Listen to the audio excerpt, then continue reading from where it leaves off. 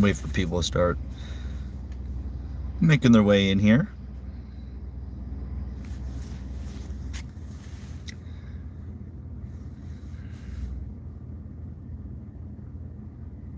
If anyone joins. There we go. People are starting to pop in. What's up, guys?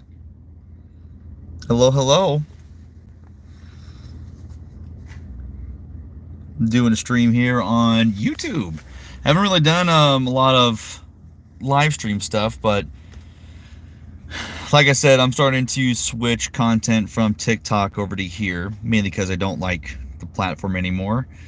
And it sounds like in January they're voting on whether to ban TikTok from the US again. So we'll start doing things here. What's up, guys?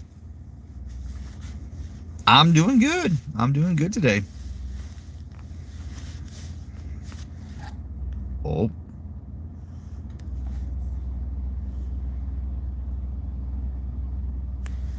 Yeah, exactly.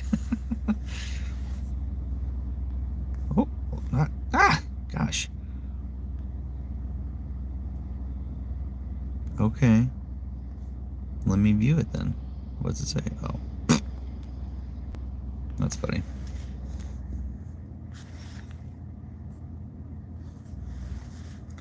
Why am I always in my car? Just because I get time in between jobs where I can hop on here and hang out.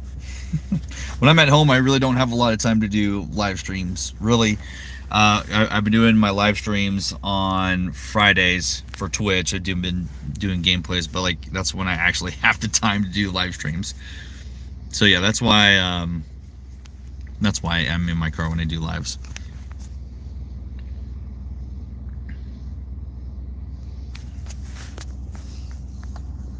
How's everyone doing on a Monday?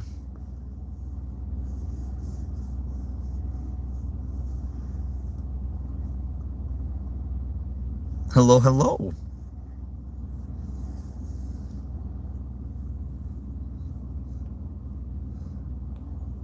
Yeah, it's starting to it's been cold in my area for a while.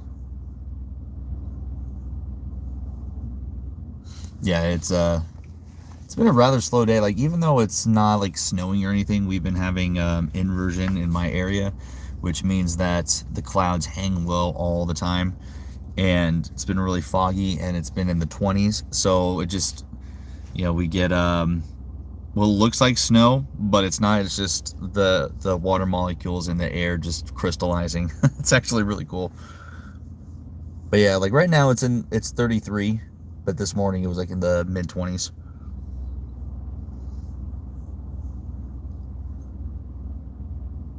I'm hoping we get some snow though. Like, we really haven't had snow yet. We had Grupple. That's what it's called. I can't remember. But it's like little tiny snow pellets. Like, we still haven't had any snow yet here where I live, which is very unusual. It doesn't take it this long in the year to snow. 6 inches. Holy cow. Holy cow. Hello, hello. It's hot. Where the hell are you at? Are you in one of those areas that doesn't experience winter?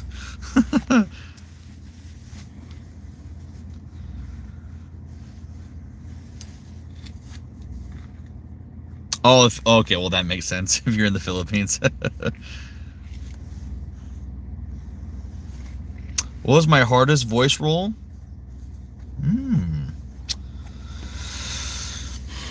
That is a good question. I would have to say Jack from the Morgue Files. That was an audio drama I did a few years ago. His name is Jack Evans. He's the main character of it was the Morgue Files Chapter 3 or number 3, and I voiced the main character in that. His name is Jack Evans, and it's a horror audio drama. And there was a lot of emotion that I had to put into that recording. So that one was incredibly tough, but it was definitely fun because it actually pushed me in ways that I didn't think I could potentially voice act. So it was actually really cool. If you want to listen to it, check it out. It's about 2.5 hours long. It's called, just go to YouTube, search The Morgue Files, number 3, and you'll get to hear me. Hi there, Richard. Good to see you. Hello. Oh, you're in the Pokemon stream? Yeah, I know Bob had a lot of fun with that. If you guys didn't catch the stream Friday night, or Saturday night, sorry, it was Saturday, Bob jumped back into playing Pokemon Yellow, and it was 4 hours of chaos. It shouldn't have been that long, but it did. So yeah, I'll be posting that either today or tomorrow here on YouTube, so you guys can check out the VOD. If you haven't checked out the series, make sure you watch the first 2 episodes and all that good stuff. Hello. 4 hours, yeah, it took 4 hours. Mainly because like we were just doing like a bunch of exploring. Like we started off the stream in Cerulean City, and you had to do the 5 battles, like the bridge, and beat the 5 trainers, and then get the nugget and go see Bill, and then after that go down into Vermilion and do the SSN, and then we fought Lieutenant Surge and got done with that. Like by the time we got to Vermilion, I'm like, okay, well, we're gonna finish the stream here. We're gonna, train up some of the Pokemon, and then we'll go defeat Lieutenant Surge, and then that'll be the stream. And then totally forgot that you had to do SSN first. So like, fuck. So you had to do SSN, which took like a whole extra hour. Bob was saying that he really likes his Pikachu, but I think his new favorite Pokemon is his Geodude, which his name is Stoner. And like in the earlier streams, like if you donated, you could name Pokemon, and we caught a Geodude in Mount Moon, and someone wanted to name him Stoner, so he's been an absolute badass for the team. We got a Charmander who's now a Charmeleon, and his name is Steak, and everybody likes him. I think Bob likes him a lot too, because he helps him cook his food. Hi there, Charlotte. Makes total sense that his name is Stoner, though, because he's a rock. No, I don't need a thumbnail for that one. I actually have a recurring thumbnail that I have for that one. My friend Lucy made that one, so I got that. But I do need thumbnails for the Buckshot Roulette stream I did, and then the Walking Dead that I did with Bob. So I do need thumbnails for those 2. Feel free to. Yeah, feel free to.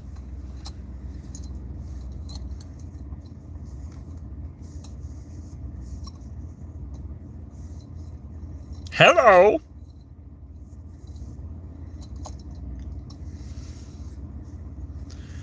What, you like Unicorn War? I've never even heard of that, and I probably wouldn't watch it. Yeah, the Buckshot Roulette with Smuggers. That one was really fun. Do I take gaming requests? Yeah, like I'm trying to find all these different games that I can stream and have fun with. Oh, thank you, Galactic. I appreciate that. Well, which one, Rachel? I like Star Wars. I like the original. I watched the prequel series once, and that was enough for me. I watched The Force Awakens, and I was totally disinterested, and I didn't watch the last 2. And I honestly haven't watched any of the shows. I haven't seen Mandalorian, which I know you'll probably kill me for that, because everyone has watched Mandalorian and they say it's really good. I might try to watch it. Deltarune or Undertale? Yeah, like I thought about playing Undertale, just because I know how big it is and the following. Have I ever wanted to voice on Death Battle? Yeah, that'd be freaking awesome. But I don't have the connections to get onto Voice Battle. Roblox? I actually might play Roblox, mainly because there's a game within Roblox that I got to be a part of. So if you guys play Roblox, go play Glitch's Blood. I got to voice in that game.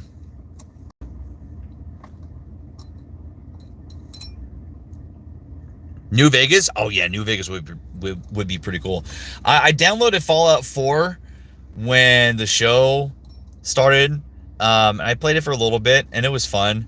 But I might play New Vegas because I know how good that game is.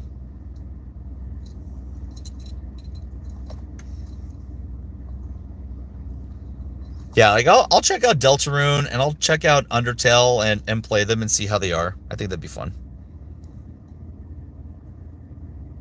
Yeah, like if there's different routes that you can play for Undertale, yeah, I'll definitely play one as myself and one as Bob. Bob in New Vegas would be funny. Yes, we'll probably play Fallout as Bob. I've heard about mouthwashing and I've heard some mixed things about it, so it may be a little too inappropriate to play from my understanding.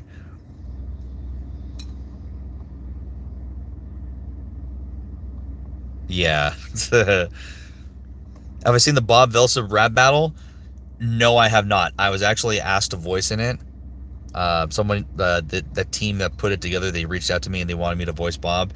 And initially, I wanted to, but I'm not good with that stuff. I've done like a few rap battles in the past, and it took me forever to even get them down properly. So I'm not good with I'm not good with flows. I mean, like if the rhyming scheme is written well, I can put together the verses properly. But sometimes the writers of these rap battles, they try to put too many words into their lyrics, and you literally have to mush mouth through them, and they sound like shit. I think the last one I did was a while ago, and it was Wario. Like I voiced Wario in it. So as I'm trying to do an impression of Wario, I have to say all these lines within this specific rhyming scheme, and it's so fucking hard to get the impression down while also trying to fit in this rhyming scheme where there's too many lyrics to try to fit into this rhyme, and it sounds like shit. And that was kind of like how it was for the Bob Velsa one. I took a look at the lyrics and I listened to the beat. I'm like, there's no fucking way I can do this as Bob. But and it's not because I could probably do it, but it would take me forever, and I fucking hate doing that. Like the more I have to work on a project, the more disinterested I am in the project. Not that I like it to be simplistic, but like if it becomes a pain in the ass for me, I don't like working on it, and then I lose interest and I don't want to be a part of the project. And that's usually the case with some rap battles that I've been a part of. Like some of them, they just make it too complex. Like they try to make the disses so freaking complex that they put so many lyrics in there instead of like trying to simplify them and make them like more punchable, or like more punch worthy, and more like give them more oomph, you know? So yeah, they asked me to voice Bob in that rap battle, and I didn't do it. So I haven't listened to it though. Any tips for wanting to be a voice actor? Well, if you already want to be a voice actor, you're already one step ahead of other people who don't realize that they want to be a voice actor. The biggest tip I can give you, if you want to be a voice actor, is to focus on the acting side of voiceover. Anybody can do voices. I have a 7-year-old, and she does voices when she plays. Like she'll play with her dolls, and she does voices for all the male character, like for all her male dolls and all of her girl dolls. She does voices for them, and like for animals and whatnot. Anybody can do voices, but what's going to set you above and beyond everybody else is being able to act. So if you don't know how to act, if you've never taken an acting class or course or read up on acting techniques, you got to learn how to act. And know that there is specific acting techniques and deliveries from a voice acting perspective. I don't like to downplay the acting that you see on screen or on theater, because it's all acting, and you know all their the way that they act on screen and in theater, it's all incredible. Every on-screen actor is incredible, every theater actor is incredible. But there's also just this level of understanding acting and techniques and deliveries and voice acting that are just completely different from theater and screen acting. Like when you're on screen, you're able to use your body, you're able to use your face, you're able to use your voice, you're able to use props, you're able to showcase certain things in a certain way that you're not able to do behind a mic. On a stage, you're able to use your voice, you're able to use your body, and more so, you're using your body and your voice, and you're using props, just like with screen. Whereas with voiceover, the only tool that you get to use for your acting is your voice. So if you don't know how to utilize your voice and act with your voice, you're not going to be an effective voice actor. And it's not, and I'm not saying like you can have some acting experience and give like the bare minimum and you'll land a few projects here and there. But if you really want it to be a professional career, you really have to invest on knowing how to act with your voice. Like there's an example I like to use whenever I give out advice, especially with the acting side of things. Think about like a classic Looney Tunes cartoon. Animators are depicting characters in certain images, and they're giving them certain expressions, right? So say you have an old Looney Tunes cartoon, and say Yosemite Sam just gets bested by Bugs Bunny again, and he gets so mad, and that classic image, the face fills up with red, and it gets to the top, and steam starts coming out of his ears because he's so mad, right? And he starts yelling out in anger. With this imagery and him yelling, they're expecting the voice actor to provide a personification of that emotion of anger. Now, are you going to deliver that scream like, I'm so angry, man? No, you're going to be over the top with it. You're like, you're going to be over the top with your energy and the emotion to show how mad that Yosemite Sam really is in that moment, right? It's not just, it's like you're really going over the top with the energy to showcase what the animators are drawing and illustrating.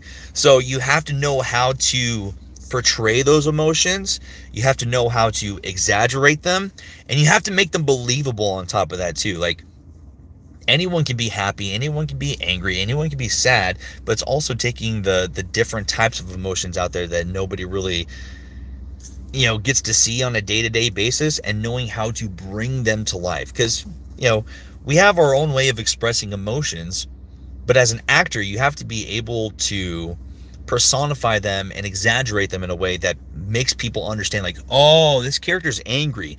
Oh man, this character's depressed. Oh shit, they are anxious beyond belief. How are you going to do that as a voice actor? How are you going to make your character sound anxious?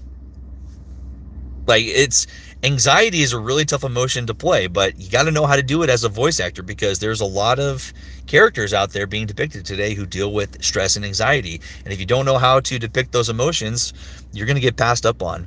So acting is the main component when it comes to voice acting. You got to know how to act, and you have to know how to act with your voice. That's the biggest best advice I can give to any voice actor, especially to those who are looking to get into voice acting as a career. It's very tough. It's very difficult. You don't get it overnight. It's just like learning a new trait, a new skill, a new hobby. You got to practice it. You got to learn, and you got to learn it and practice. Get coaching, get taught, read books, learn whatever you can to increase and improve the acting component of your career. So yeah, and then once you do that, it's all about finding your voice and finding which voices work best with your natural voice, and knowing which niches your voice is tailored to. Like for me, I know my voice is tailored to antagonistic characters, evil, sadistic characters, for whatever reason. I don't know why. I'm one of, everyone will tell you, Corey's one of the nicest guys you'll ever meet. But I do such a great job at personifying antagonist, evil fucking characters. I don't know what it is, but that's where I come to life. I think it's just because I get to be super animated with it. I don't know, but I also do good with just silly, zany characters also. So yeah, it's fun. You can do an impression of Sin from Murder Jones. I have not watched Murder Jones, and I really need to watch it. What was your first voice acting job? I actually got to voice in a mod for a military game called Arma 3. That was my very first voice acting gig. It was the very first gig I ever auditioned for, and it was the very first job I ever landed as a voice actor. They were the team that was putting this mod together. They were submitting it for a contest put on by the devs themselves, and we had a 5-part campaign that was being submitted to like the campaign contest that they had, and our mod actually won, which was really cool. I got to voice the main character, or one of the main characters. His name was Mikhalis Draken. He was a Greek commander of the Freedom and Independence Party. I still remember. Oh man, that's so cool. Yeah, but yeah, like I voiced a Greek soldier. Yeah, his name was Mikhalis. It was really cool.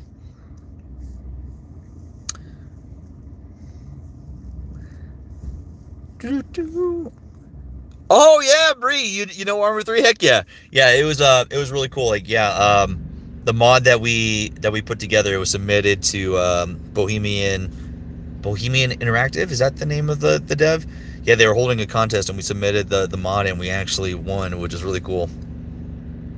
Oh, thank you. Have I had any bad experiences being a voice actor? Oh yeah, absolutely. I've had plenty. Like I'm actually going through one right now. I don't want to divulge any of the details because I don't want to run this person's name in the mud. But yeah, I'm working with an indie studio, and there's just no communication. There's no effort being put into the project that they have said that they were going to put together, and which is even more frustrating because they did a GoFundMe and they got the funds and they are not spending the money on the animation, and they are not talking to the cast, and they are hiring new people all the time, and we're like, fuck's going on? So yeah, and I got cast for a character in it, and in my audition I submitted 3 different voices for the character I was cast for, and I've asked them about, no lie, 20 fucking times what voice they wanted me to use for this character, and they still have not responded to me. So chances are I'm going to drop out of this project. So yeah, I mean, there's always things that there's always bad experiences and there's always good experiences. It's a job, you know.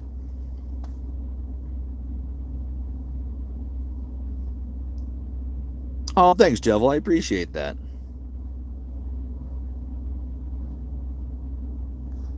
Oh, thank you, Octo. Yeah, TLC was really fun. I'm glad that we finally got the demo out, and I'm glad that so many people downloaded and played it. 30,000 downloads. I recently they announced that they had 30,000 downloads for TLC, which is freaking awesome. I'm so happy that so many people have downloaded the sim and have played it and experienced it. And we know we're trying to raise funds for Chapter 1 right now. So if you liked it, if you played it and liked it, make sure you donate to Team Treats and help them fund Chapter 1, because we need the funds. But yeah, it was cool getting to play Bob a little bit further than what you guys have seen in Spooky Month. And just, from content creator side of things, just me being silly and funny as Bob, it was cool personifying Bob in this manner. We try to make Bob just very likable and friendly, and it wasn't until the very end where we get the super creepy Bob.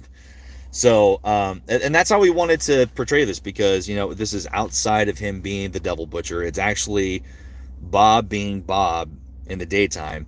When we were putting the concept together of how this was going to play out, they asked me, the Team Treats, they asked me for my input and how I would portray Bob. I'm like, Bob is literally fucking Dexter Morgan from Dexter. Like, that's who he is. He has this full different persona, trying to make everyone believe that he's just the super normal guy, and he's not evil whatsoever. But in the nighttime, he puts on his getup and he goes and hacks and slash and eats. So yeah, like it was cool, just kind of putting everything together and understanding that we had to make him human, so to speak. We had to make him relatable and connectable, someone that you wouldn't be afraid to talk to. So we made him like very conversational, very lighthearted, and yeah. So it was fun getting to be getting to be Bob again, and just getting to give you guys a different side, which is really cool. Oh, thank you. I appreciate that. Yeah, he's absolutely part of the slasher family. Oh yeah. We still need to get back to Bendy.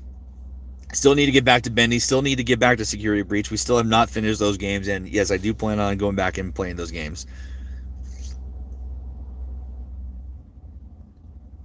Would I say being a VA came naturally to me, or was it something you had to work towards, didn't expect to get into? So, it took me a while to get to where I am today as a voice actor, but I realized that this is kind of like my gift. I played baseball for the majority of my life. I played baseball up until I was 23. Now I'm 34. Wow, which is wow. I've been out of baseball for 10 years, which is actually kind of dumbfounding. But I thought baseball was what I was put on earth to do, to play baseball and, entertain and all that stuff. I got to experience it and it was fun, but once I got out of baseball, I realized that I can be, like, I've always done impressions and voices throughout my life, and I realized that, that was my actual gift, was being a voice actor, or just being able to do voices and have fun with it. So once I realized that and took it up and started pursuing a voice acting career, it did come naturally to me. And I did theater when I was in elementary school, and I'm kind of sad I didn't pursue it because I loved acting and it was super fun.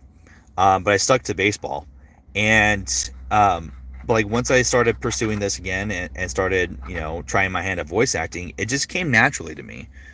It just being able to act and have fun and all that stuff, and voices came super simple just because I've been doing them my entire life. But at the same time, I knew if I wanted to get better and progress and get opportunities that others may not, I knew I had to improve my craft. I needed to learn how to act better. I needed to know how to personify emotions, just like I just told you guys. I took courses. I learned from Daniel Ross, who's the voice of Donald Duck. I've read books about acting techniques. I've done seminars. I've done group courses. I've taken I took a group course with Joel Weldon, who's one of the bigger voiceover names in the commercial side of things. I'm always trying to find ways to improve my craft. There's no need to settle. There's always something to learn. Meryl Streep, if you know who Meryl Streep is, some of you guys may be too young to know who she is, but she's one of the best actresses in the world, and she still takes acting courses to this day because she knows that there's always something new that you can potentially learn for a new role. So that you got to have that same mindset. There's always something new to learn. There's always a technique that you can utilize as a voice actor. So, like, even though it kind of came naturally to me, I still worked to get to where I am. And when I got the role of Bob, I got to showcase my talent on a platform that I had not gotten the chance to showcase before. And you guys saw my performance as Bob, and you guys loved it. And you guys got to see what I can do as a voice actor. And that kind of just opened the doors for more opportunities. And it's been really cool. People have recognized my hard work, and they understand the talent that I have as a voice actor, and they're allowing me to take on these characters and have fun with them. So it's really cool. How do I find voice acting jobs? Do people find you, or do I find people? It's both. I'll have people approach me and say, hey, do you want a voice in this? Absolutely, do it. And then there's times where I'll go on casting call websites. So there's Casting Call Club, there's Voice Acting Club, there's Newgrounds. You have your pay-to-play sites like Voice Bunny, Voice 123, Mandy Network, Upwork, and a lot of the pay-to-plays, you have to pay to be a part of those websites. I took advantage of Voice's Black Friday deal, signed up for a membership for them, and there's a shit ton of work on there. So I'm trying to utilize them right now for a lot of paid work. And Twitter, X. There's a lot of casting calls on X. The only downside about that is it's public. Everybody can see a casting call, and if it blows up, there's so many people who are going to audition for it. But it's also, like I said, if you know how to act, you're going to put yourself above and beyond everybody else who's auditioning. So, yep. But yeah, those are like the main areas where you can try to find some voiceover work. Oh, thank you, Tori. I appreciate that. Do I have any encouraging messages to people who want to be a voice actor? Yeah.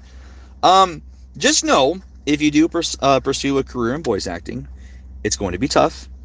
Okay, like I said, there's going to be a lot of people who are auditioning for the roles that you're auditioning for. Okay, you're not going to land every single role. Okay, if baseball taught me anything, baseball taught me that you're going to fail a lot in life.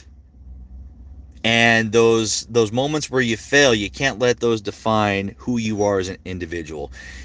In those moments of failure, you either learn from it and you grow and you try to make the best of it, or you tuck your head between your legs and you cry infinitely.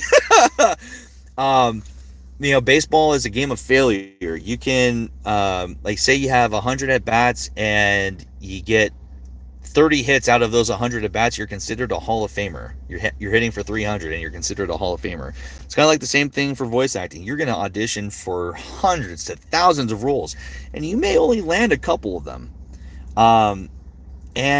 Sometimes landing only one role can make or break your entire career. One of the best examples I use for this, and I'm not saying that he's auditioned for millions of roles and he's only landed the one. The guy is a phenomenal voice actor, and he's voiced a lot of characters in his career. But look at Bill Farmer. If you don't know who Bill Farmer is, that's the voice of Goofy. Bill has been the voice of Goofy for 35 years. At least I think it's at least 30 years. He's been the voice of Goofy for 30 years. And I know that because he was the voice of Goofy when I was a little kid, and I was born in 1990. It's now 2024. 34 years that he's been at least the voice of Goofy. It might be longer. Let's say that Bill had auditioned for 1,000 roles and he got rejected from 999, and that 1,000th time that he sent out an audition, said, well, if I don't land this one, I'm giving up on my career as a voice actor. And he lands the voice of Goofy, and he makes a career out of it. The guy makes a fantastic living being the voice of a cherished Disney character. So you can't give up on yourself or your career if you really want to be a voice actor, because you're going to have to audition.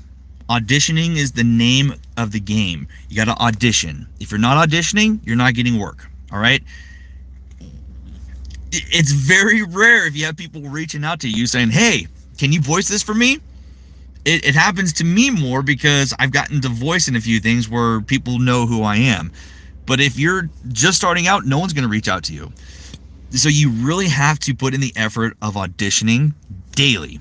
If you put out one audition a day for an entire year, at the end of the year, depending if it's a leap year, you've auditioned for 365 projects. And you're just opening the door for opportunity and possibilities in your voiceover career. Are you going to land any of those jobs? Yeah, you probably will. But if you're only auditioning for 10 of them, chances are you're not going to land any of those roles, right? So you have to audition daily. You have to network, reach out to people.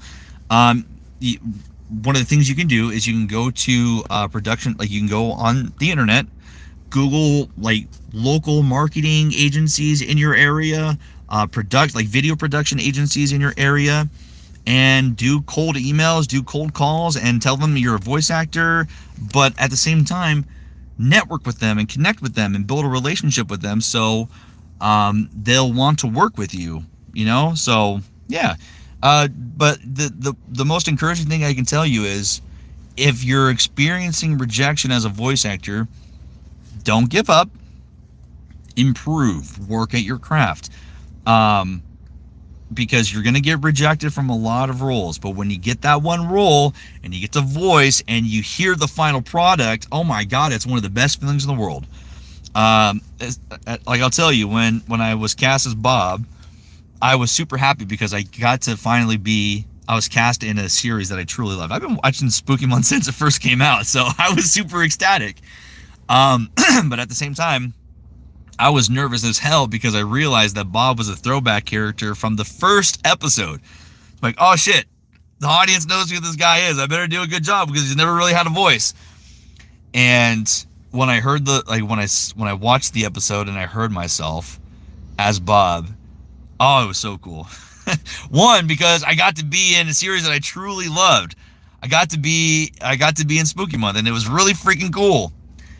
But at the same time, it was like a relief because I was actually very nervous about my performance, and I got to see the final product, and it was so cool. Like I felt really proud of what I did, just because of the performance and everything.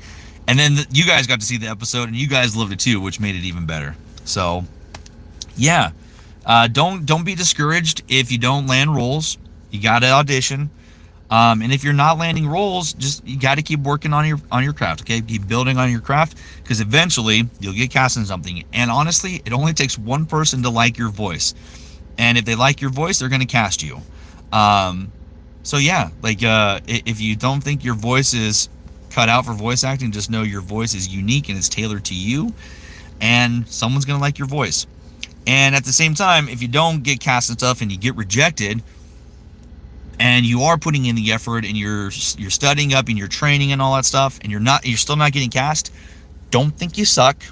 Okay, chances are it's not because you suck, or you do. I'm just kidding. You have to realize that casting directors, if you're auditioning for stuff and you're auditioning for characters, the casting directors already have a voice inside their head that they're trying to hear from a voice actor. When they hear that voice come from a character, they're putting them on a short list. Or they want to hire you right away. So you may put in your opinion, you may put the best audition together. You may think that you just blew everyone away. The casting director is not going to deny you. They're going to cast you, no doubt. And they go with someone else. Well, okay, let's go on to the next one. Because at the end of the day, you can put out the best audition, but you have no say in whether you get cast or not. Okay, so if you're getting rejected, don't worry, it's not you. The casting directors are looking for a specific voice, and they have a specific voice in mind. And when they hear that voice, they're dead set on hiring them. So remember, it's not always you. It's not you being a shitty voice actor. It's just, casting directors want a specific voice. Like, that's happened to me countless times where I'm like, hell yeah, man, I just did a fucking fantastic audition. There's no doubt that they're going to hire me. Like, I'm definitely going to get a call back. Oh, I'm definitely getting hired. And they don't cast you. It happens. So, yeah, don't be discouraged. Just keep chugging away and keep improving on what you can do. What do I like voicing more, antagonist or protagonist? Honestly, antagonist. I have more fun when I voice antagonist. Like, truly. I have more fun doing antagonist. I don't know why, but I feel like my best performances come from evil characters. There's a video game that's going to be coming out. It's going to be on Steam. I don't want to reveal the name yet because I don't know if I'm allowed to, but I got to voice the antagonist, like the main antagonist of that game. Oh, I had fucking fun recording for him. I recorded chapter 1 in our demo, and the creator goes, dude, this is way better than what I was expecting. This is fucking fantastic. And he implemented it into the demo, and they've been doing test plays and whatnot. And even the game, the testers, like, holy shit, the guy who voiced him is really good. I'm like, yeah. So I had fun with it. Oh, very cool, Star. That's awesome. Can I still do Roy's voice? If so, can I say, go away, Electra. You bother me. Yes, I can still do Roy's voice. And I'm probably going to be voicing him in Tender Loving Cannibal again. If you guys didn't know, I voiced Roy in TLC. A lot of people didn't know that. I voiced Roy in that. They didn't get Kellen. I voiced Roy in TLC. Oh, thank you, Jevel. I appreciate that.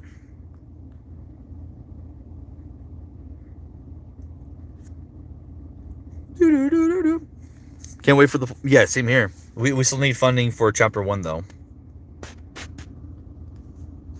There are times when, without realizing it, you are forcing your voice or something. Yeah. Do know if you're doing a character's voice and you're putting strain on your voice, you got to stop doing it.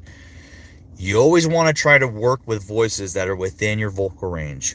You have to know the peak of your voice, and you have to know, the bottom range of your voice. Like for me, like when I'm doing voices, like naturally, this is basically my peak for my voice. I can go up here and it seems absolutely fine. I can perform with this range. This is about as high as I can go with my voice, where it still sounds natural and it still sounds pretty good. And it can basically work for like a teenager, maybe a preteen, maybe. But it can work for a teenager. And then like down here is probably the best I can do for like a deep range. If I try to force it, it sounds like crap. If I'm doing a voice deeper for it, I'm doing an effect. Like, perfect example. I've gotten to voice Wolverine a few times in a few projects. When I'm doing my Wolverine voice, I'm really emphasizing a growl in my throat. That's what gives me the depth and just that gravelly sound for his voice. That's not a natural voice for me. That's not natural tone. That's me doing an effect. Same thing, like vice versa, or on the reverse side of things. When I'm doing Mickey is a sound effect. I have to like place my voice like in the back, like up in like the nasal cavity. That's how I have to do Mickey. Like it's not a natural like, oh boy, like if I try to talk like this, it's not gonna sound good. And the performance would sound like shit because I'm pushing it and I'm like forcing it. Whereas I'm trying to do like, if I like place it in, like I have to do a sound effect for Mickey. So, boy howdy, Mickey's all the way up here, and it's in like the nasal area, like back in here, and like on the top end of my vocal cords. Like I have to do an effect to do Mickey. And same thing, yeah, with Pooh Bear. Oh, mother, I have to do kind of like an effect for Pooh Bear. I have to scrunch my vocal cords, and then I kind of have to do humberathy talk when I talk as him. That's how I do Pooh Bear. Pooh Bear is an effect. So you have to know the vocal range of your voice and work within that range. If you're forcing your voice to do certain ranges and pitches, you're going to damage your voice actually. So you really have to study your voice and know which ranges work best for you. And that's also going to allow you to know which niches you work really well in. And I think that's why I do so well with antagonist characters, because my voice is naturally like a medium to deep range with this natural gravel, and it works very well for like evil characters. Oh, thank you, Bear. Thank you. Hi diddly do, neighbor. Howdy ho there, neighbor. I've never really tried to do Ned. I mean, I can do Robert's voice, right? Is that Ross? Yeah, I can do Ross's voice. Ross is just like low, and that's all he is. Corey Wilder has just done. We got to see Corey Wilder's Robert in episode 6, but we're gonna get more of him in episode 7, I think. So I got to hear more of his voice, and I'll try to do an impression of him. I wanted to try to be Robert. I asked Palo if I could audition to be Robert. After the whole stuff that went down with the old voice actor, who we don't talk about anymore, I reached out to Palo. I'm like, hey, man, do you think I can audition to be Robert? He goes, oh, man, I already cast someone. I'm like, damn it! So, I don't get to be Robert. But if I did Robert, like, I probably would have done, kind of like a little bit of kind of like right in here. It would probably just been like my teenager voice, just like up here and very friendly.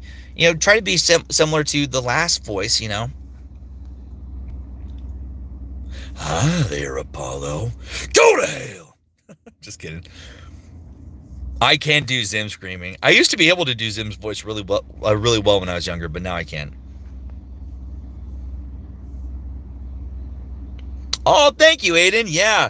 I got the opportunity to voice Simon in this upcoming fan project that they're doing for Simon.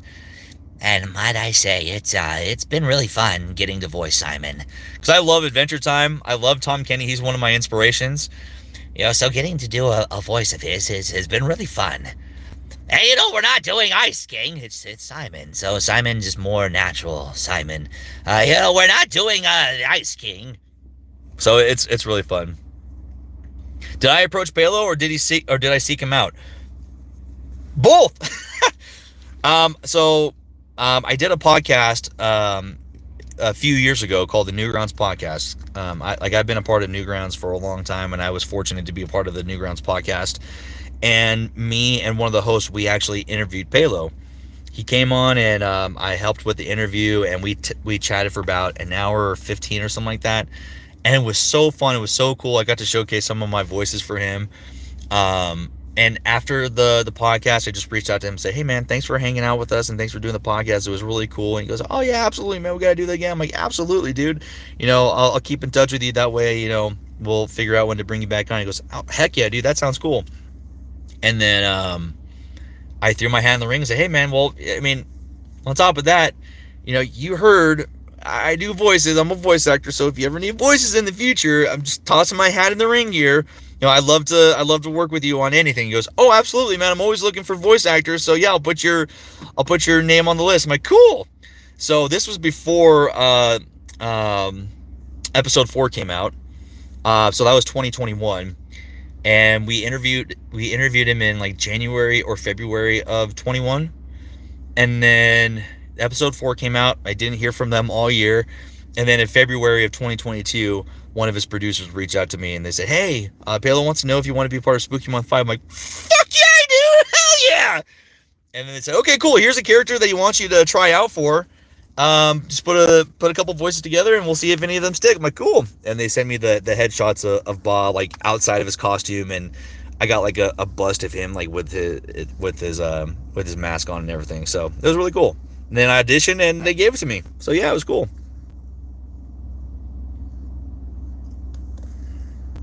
Come out, wherever you are.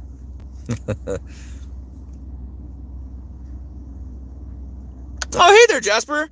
It was fun. Like it was cool getting to showcase just a couple Ian is very similar to what I do for Bob for TLC. Just that natural, deep Southern voice. But I left out the airy aspect for Bob. That's where they'll differ. But yeah, Wade was a lot of fun. I liked voicing Wade. Wade was really fun. And then, oh shoot, what's the other character's name? Is it Toby? And then his was really good too. It was just deep and gravelly and scary. I love getting to play around with voices and just, test out what I can do. Oh yeah, Rihanna, yeah. Yeah, those South Park drawings were really cool. I loved it. Especially seeing Cartman or Bob as Cartman, that was funny. Oh yeah, my Fun Time Freddy. Hey, Bud, go get him. I love doing Fun Time Freddy. Which, if you really listen to him, it's just Roy. It's just Roy a little bit deeper. Hey, Bud, go get him. And then Roy's just a little bit more high pitched, Hey, wait. Where are you two going with all that candy? I can't wait to do more for Tender Loving Cannibal and get to voice Roy a little bit more. I love voicing Roy. He's fun. I only did the one line, hey, watch it! That's all I did. So it's going to be fun getting to jump in the booth and record more for him. Imagine Roy arguing with Bob. If he does that in TLC, I'll just be arguing with myself. I've heard of mouthwashing, but I've also heard that it can be very dark and it has a lot of content in there that's kind of borderline not safe for work, so I probably won't play that. Yeah, I mean, yeah, I could dub over the comic.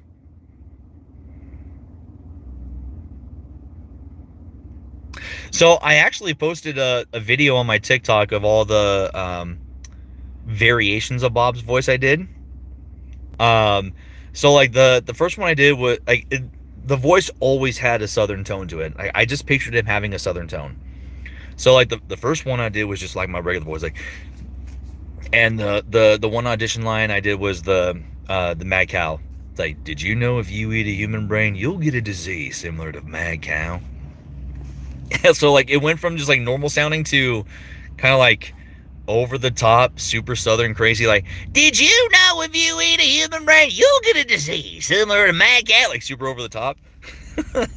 And Bale's like, no, like, no, he's gonna be evil and creepy. You need to make him sound creepy. So if you can like drop it down a little bit more, make it creepy sounding. I'm like, oh, I gotcha, brother. And I did that, like, did you know if you eat a human brain, you'll get a disease similar to mad cow? And he's like, oh, that's it. Yep, that's what we want. Do that. That's perfect. I'm like, cool. So it worked out really good. It's Freddy as Bob. Well, hello there, superstar.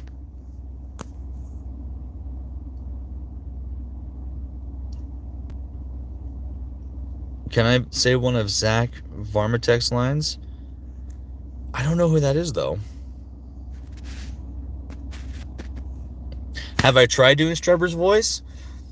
I used to do his old voice. I don't like doing his old voice anymore.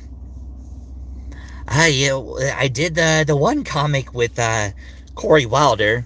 That was where we kind of got the first official sound of his new voice. If you haven't seen that video, I dubbed a comic with Corey Wilder, who's now the new voice of Strebber. And mind you, I asked to audition for Strebber too, but they gave it to Corey. So, which I think would have been the most ironic thing ever. I get to voicing Bob and Strebber.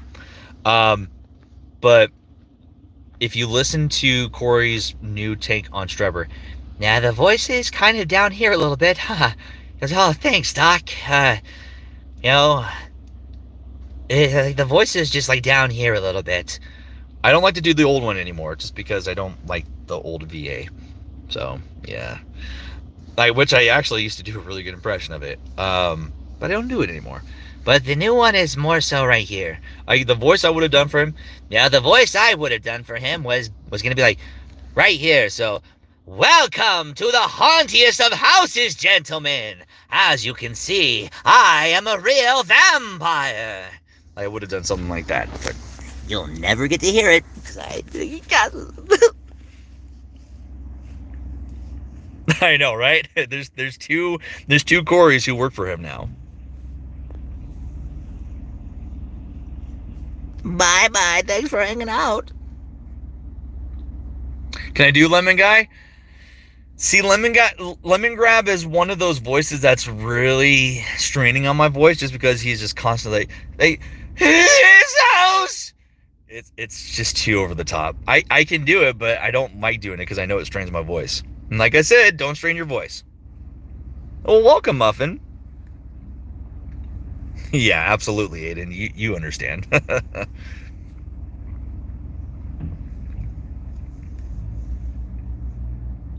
Oh, what's up, Alice? How you doing? I'm doing good. Do I have favorite characters from Spooky Month? Well, I hate Bob. Just kidding. Of course, Bob. I love Skid too. Skid makes. I mean, both Skid and Pump they just make me happy. They make me happy.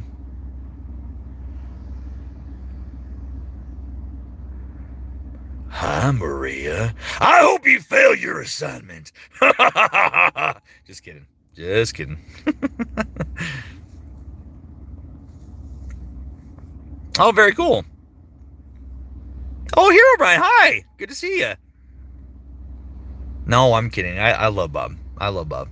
Bob basically changed my whole voice acting career, so I can't hate Bob. I hate the person that he is, but I love him in general. What's my favorite Spooky Month episode? I'm going to be biased and say Tender Treats. And I say that not because I voiced in it, but because it was like this transition period in the Spooky Month franchise. You know, Palo has already said that this story is just going to continue to evolve and grow.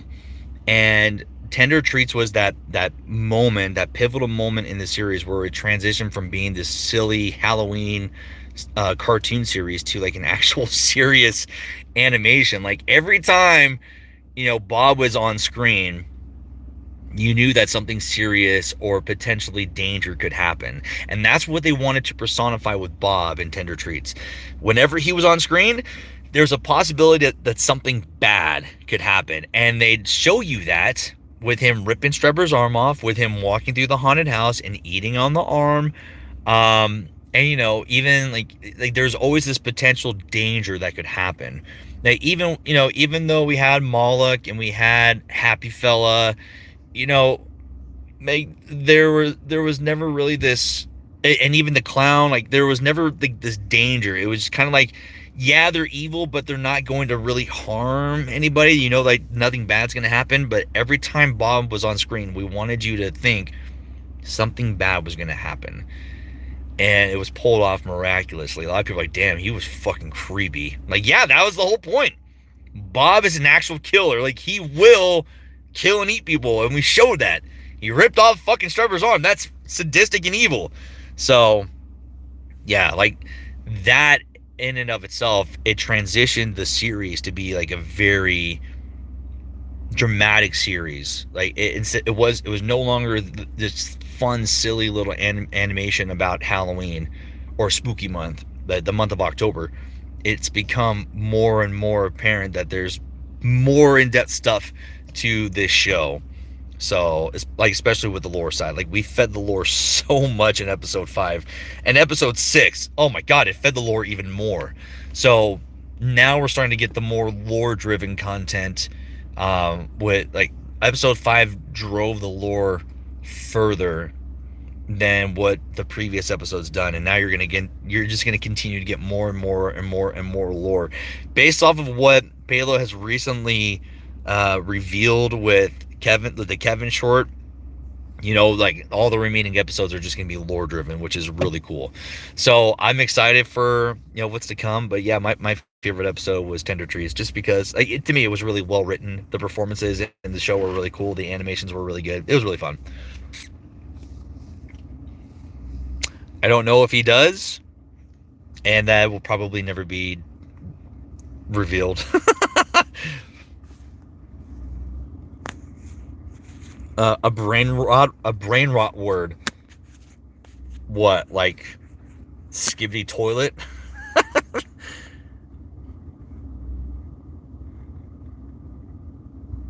Oh, you're welcome here, O'Brien. Bye, Snyder. Will Bob come back to Spooky Month? That's something that I don't even know. I mean, I honestly think he's never coming back. I think he had his time. He had his episode. He got killed off. That's it. We kind of got a synopsis of what the remaining episode. We're getting 4 more episodes, 7, 8, 9, and 10. And 10's going to be the end of Spooky Month. And we kind of got an idea of what they're going to be. Like if you go back and watch the Kevin short, and the little panoramic where it's like zooming out on Kevin standing at the counter, we get a glimpse of what the remaining episodes are going to look like, or just the themes, so to speak.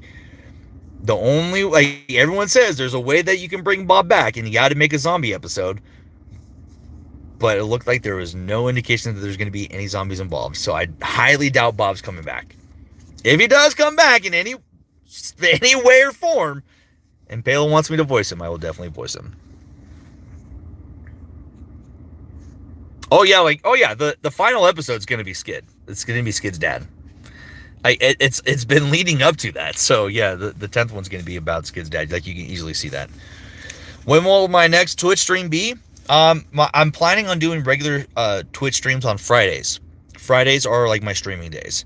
It's the end of the week. I don't have to worry about work the next day.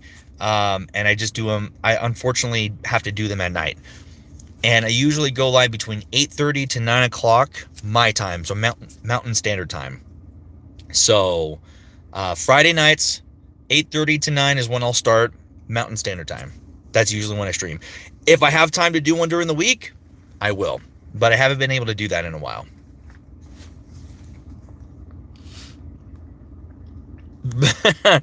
I don't decide on whether Bob comes back or not. I don't have control over that. I would really love to have him come back so I can voice him again, but no. Oh, absolutely. I love the voice that I gave Bob. It's like it's one of the, like, everyone says, like, that's how I know I gave a great performance, and the voice is just so fitting for him, because everyone who has told me that, like, there's been so many people have told me this, they always say, I can't think of anyone else who could have played Bob better. That tells me my performance was really good and that the voice was really good. And I just love the fact, like, the voice is just so natural for me. It's just a lower tone for me, and I get to do the accent, and then I get to add the little airy, breathy tone, and it's creepy, and it works really well. So I got no, like, it's a really fun voice to do. Like, it does make me happy, because, like I said, it got me where I am today. Like, it got me more recognition, which is really cool. Oh shit! Here we go again.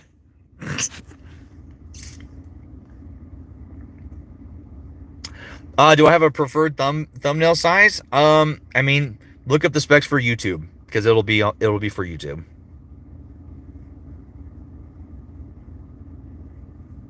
I would like good cutting knives.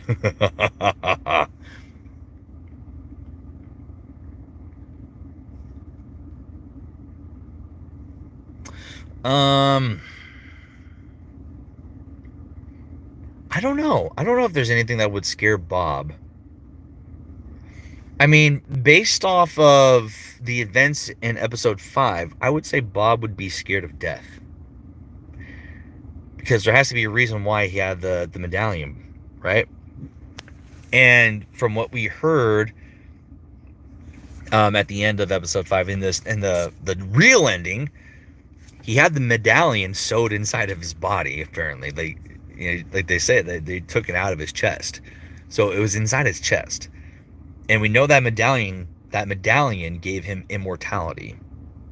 So if he had that medallion with him and made him immortal, I'm pretty sure he feared death.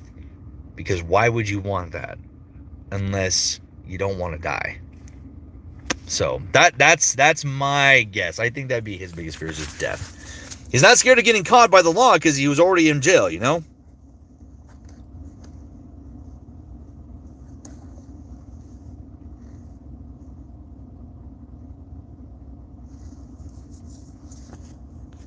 Let's see. Death or food? Yeah, death or food poisoning. I don't think he cares about food poisoning. Here's Bobby. Yeah, I agree, studios. Yeah, like, we wanted, like I said, we really wanted the performance to be very creepy and eerie. It was cool. Like, after the episode release, Elsie Lovelock, who's the voice of Leela, like, she posted, like, a little something on X, and I responded, I'm like, hey, yeah, sorry I tried to kill you, haha, like, just, like, joking, like, basically saying Bob. And she responds like, dude, your performance was really creepy, it was so good, like, it actually scared me. I'm like, damn, which is, like, a huge compliment, because Elsie is a fantastic voice actress, and she's got the voice in so many, like, prominent projects, which is really cool. So it was cool getting recognition from her in that aspect. That was fun.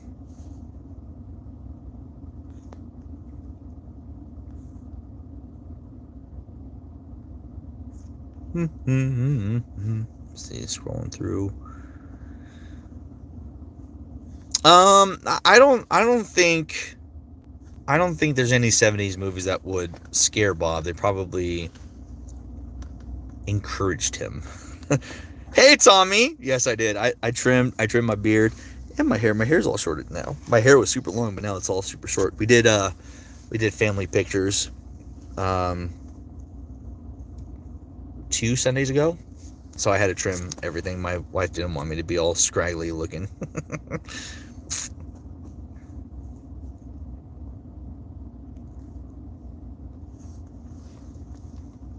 Yeah, like, I haven't really done a lot of streams on my phone lately.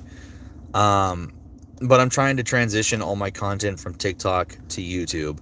And I know YouTube is really pushing shorts to compete with TikTok, and they're also encouraging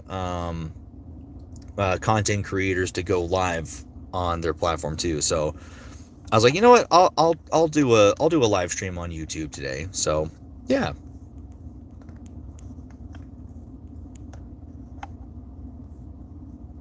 Oh, thank you. Yeah, like I try to make it as I try to connect with the evil, sadistic side of Bob for that performance, because, like I said, they wanted the audience to know, if he was on screen, that there was an apparent danger. He wanted the audience to know that something bad could potentially happen.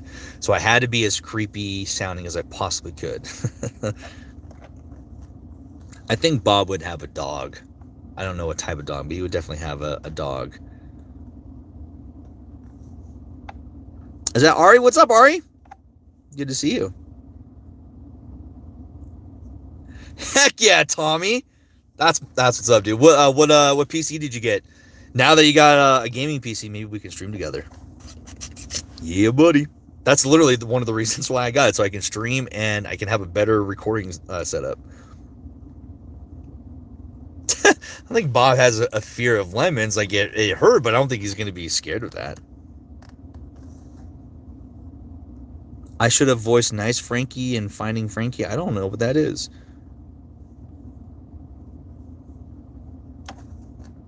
Does Bob like hugs? Yeah, because it leads to easy victims for him. Oh, you did? Very cool. What comics are you dubbing? I kind of want to dub Sonic IDW dubs, or Sonic IDW comics, because I can do a lot of the characters. But I would still need help with all the female characters, because I can't do female voices.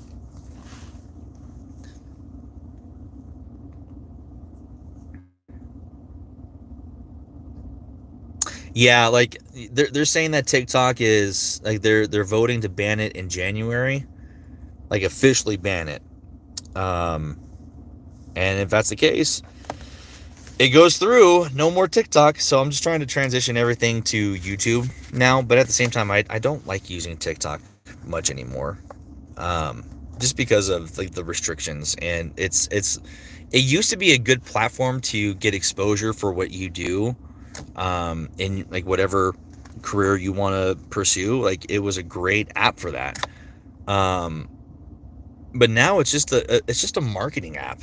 Like, it's only used for selling products and selling items. That's literally all it is. Like, you can jump on TikTok, you see a video, you scroll up, then you get an ad for a product, and then you scroll up, and then you get a content creator trying to promote a product, and then you scroll up again, and then it's a content creator talking about their shops. Like, I don't care about products. I'm using TikTok to watch funny videos, or just videos in general. I don't care about buying freaking gum from a person on TikTok. I don't care about buying this brand new phone case. I don't care. Give me videos. That's literally all it is. And if you're not producing that type of content, TikTok doesn't reward you. They don't push your videos out.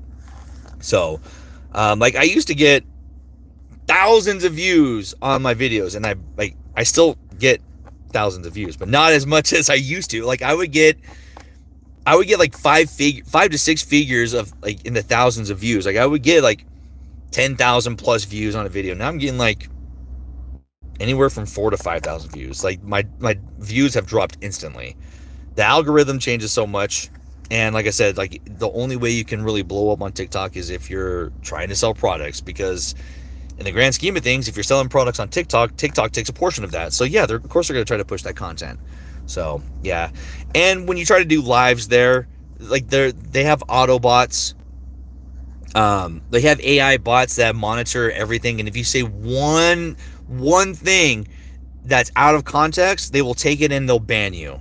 And it's stupid. Like, I can't even remember what I was talking about in one of the streams. Like, I was being silly about something, and it gave me a warning for, like, registered goods or something like that. I'm like, what the fuck are you talking about? Or like I don't even remember what it was, but it said that like I was like promoting something illegally. I'm like, what the fuck are you talking about? Like, I'm just talking to my fan base. I'm not talking about any products.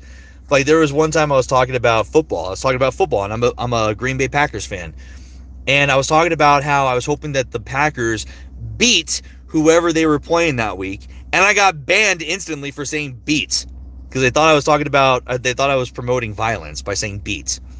So, which was really fucking stupid. So, yeah, I'm just done with TikTok. It used to be a platform. It used to be a good platform for getting exposure for whatever it is you do and growing a fan base, which, you know, I did really well. I just hit 187,000 followers on TikTok. But it's not the same platform anymore. And knowing that YouTube is like trying to jump into that now by using the shorts feature, and they're trying to push that, like, you get more exposure now. Like, I've noticed, like, if you're posting shorts, like if you're using YouTube and you're making videos with their shorts feature, they push your videos out. Like, they won't push your videos out if you download a video and upload it. They want you to actually use the app and create videos and upload original content, and you do that, they're going to push your videos. Like, I've noticed that. I will say that the features that they have implemented into the shorts feature are still horrible. That was like the good, that's like probably the good thing for TikTok, is for creating content. It's still miles above everybody else. Like, it does a great job of giving you options for duetting, stitching, using filters, voice changers, all that stuff. For editing, it's actually probably one of the best apps for creating content. YouTube, it's not there. Like, especially for me, like, I love doing dubs. I love doing comic dubs.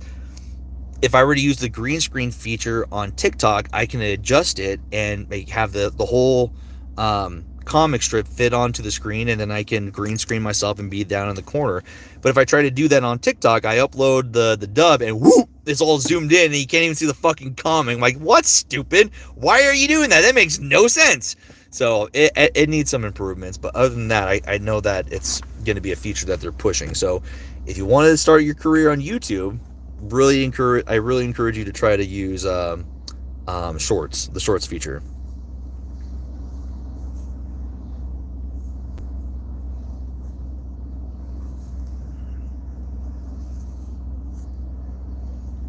What's the thought of a train hitting Bob? Bob dies. I mean, it just makes sense. It's a train. He's not Superman. He'll get hit and die. You know, it's, yeah, the whole Bob being a comfort character thing. It's like, to me, I'm not gonna knock anybody who sees him as a comfort character. Everyone has characters that just make them happy. Like, for me, Sonic makes me happy. I love Sonic. But I'm not gonna knock anybody for like liking a character with an evil background. If the character provides you some sort of comfort and helps you through struggles, by all means. It still kind of like makes me scratch my head just because of the type of character he is. He's a serial killing cannibal. He's a cannibal who's also a serial killer. So I'm kind of like, wait, how does he provide you comfort? I don't know. But I'm not gonna knock anybody. So, hey, if he provides you comfort and provides you happiness, hey, that's cool. Like, I'm glad that I got to voice a character that makes you happy. Yeah, Tommy, absolutely. I downloaded Fortnite to my PC. I also downloaded Marvel Rivals. I don't know if you played it yet, but we can play it. I played was it Thursday? It was either Thursday or Friday. It was Friday. I played Friday with Smuggers, Elusive, and Grim. It's really fun. I struggled relentlessly because it's basically Overwatch, and I've never played Overwatch, so I struggled for a lot. But then there were some rounds I did really well. But it's really fun. We got to try that. We could try that, or we can play Fortnite too.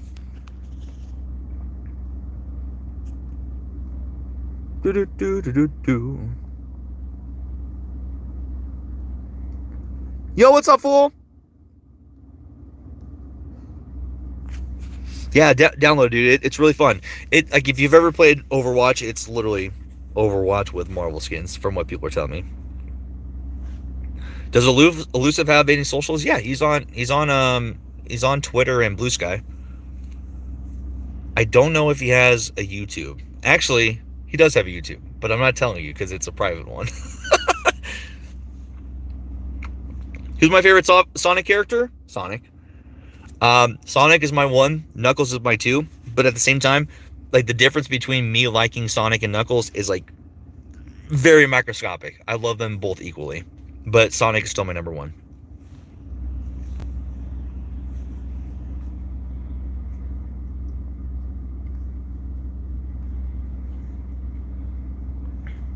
Let's see.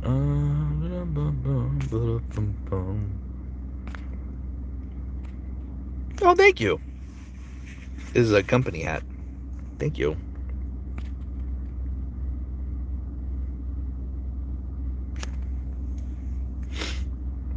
Let's see. Have I heard the Lost Tracks to Shadow 05? No, I haven't heard them. Hello, Yana. Do I like Call of Duty? I used to. I haven't played Call of Duty in years. I really liked Black Ops. Black Ops and Black Ops 2 were really good. Of course, Modern Warfare was really good too. The last one I played was World War II. And I haven't played it since because it's literally just, it's the same. It really is the same game. I don't care what anybody says. It's literally the same game, just re-released. I feel like they never really put any effort into the campaigns. Like, I played the original Call of Duty. I played the original Call of Duty 2, 3, Modern Warfare. Like, I played them when they all first came out. And the story, like, the campaigns were so freaking good. And then they just turned to shit. They don't care about the campaigns anymore. Like, you can easily get through a campaign within 4 hours. It's like, there's no effort there. It sucks. I haven't seen all of Ramshackle. I started watching the pilot and I didn't get to finish it, but it was really cool from what I watched.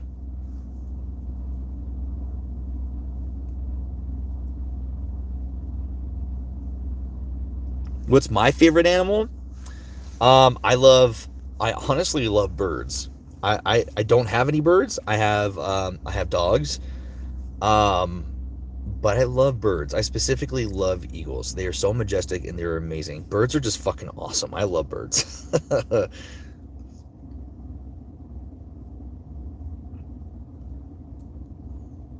Oh, thanks, Article. I appreciate that. Thank you.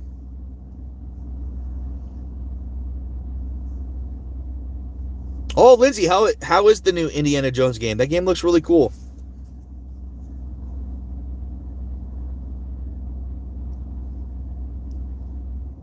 Oh, yeah. Like, I've gotten to play, I played Bendy and I did Security Breach. I still need to go back and play those, though. What's a game you enjoy that I think more people should check out? Ooh.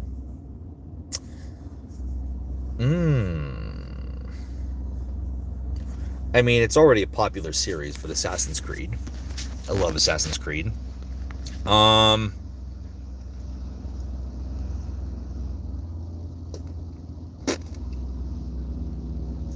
just trying to think of, like, older games that I've played.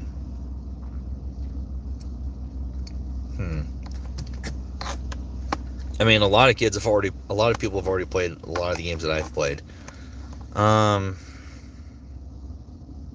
I'll have to get back to you on that one because I'd have to go through, like, my catalog of games I've played. Yeah, like with zombies, I played it, but it was never my favorite. I've never been, like, a fan of the wave, like, survival wave stuff. It gets too repetitive. It's just monotonous.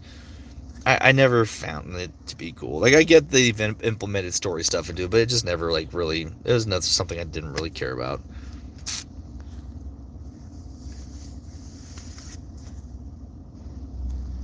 For Ghost or Price? And don't worry, we'll get him next time.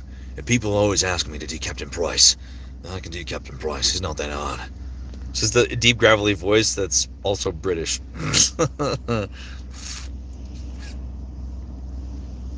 Spoken like a true American just because I like eagles?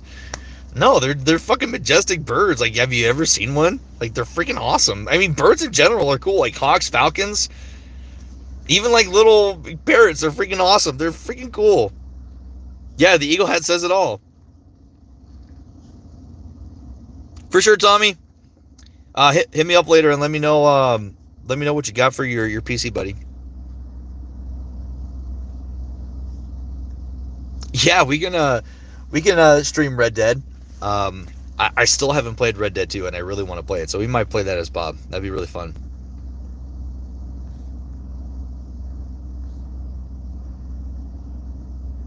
Well, let's scroll down. There we go. I'm doing good, Red. I'm doing good, Ink. How are you? Yeah, budgies are really cute.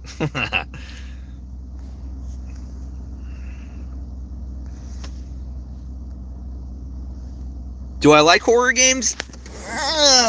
Kinda. I'm not the biggest like horror game fan. Like I've played the Resident Evil games. I've played Alan Wake. Of course I've played the FNAF games, but they're not like my favorite games. Like I'll play them, but they're not like my go-to games. Yeah, I love FNAF. FNAF's been fun. I still need to finish Into the Pit. We started playing Into the Pit and I never finished it. So I got to finish Into the Pit.